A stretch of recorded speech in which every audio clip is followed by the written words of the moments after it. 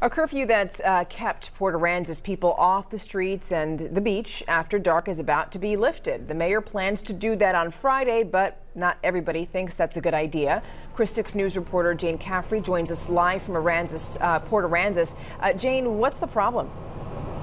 Well, Stephanie, you can see on many of these damaged buildings, windows and doors are broken. On some, entire walls are completely ripped off, and some residents want the curfew extended to protect their belongings from thieves.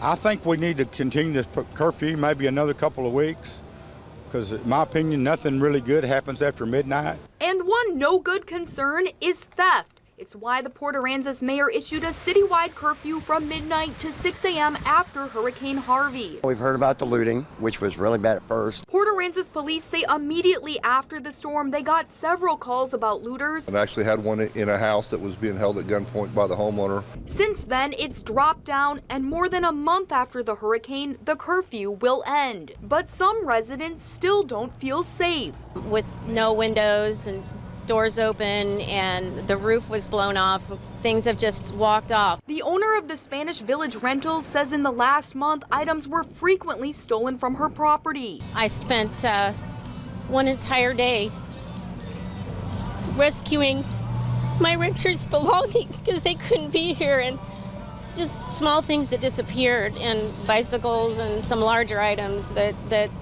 you know, you're wanting to make their lives the way it was before. Now, Mayor BUJAN says it's time to begin a return to normalcy. When the curfew is lifted, extra police and DPS troopers will be out. Breaking and entering, you can go to prison. I'm telling you, if we catch you, that's exactly where you'll go. Now, a beach curfew was also put in place after complaints of partying there at night. Police just couldn't deal with it in the midst of all the storm relief, but now things have settled down a bit, and so that curfew is also being lifted. Reporting live in Port Aransas, Jane Caffrey, KRIS-TV News. And Jane, once that curfew goes away, the ferry service in Port Aransas will change too. TxDOT will resume 24-hour, 7-day-a-week ferry service. The ferries have only been running from 7 to 7 since the hurricane. The return of round-the-clock ferry service will be another sign that things are returning to normal in Port A.